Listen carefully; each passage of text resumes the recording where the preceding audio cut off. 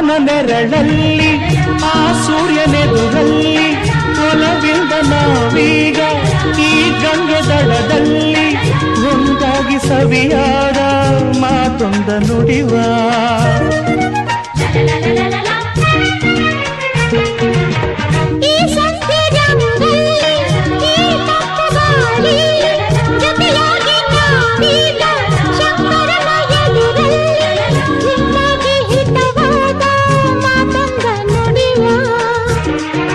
ನೀನೇ ನನ್ನ ಪ್ರಾಣ, ನಮ್ಮ ಪ್ರಣಯ ಮಧುರ ಗಾನ. ನೀನೇ ನನ್ನ ಪ್ರಾಣ.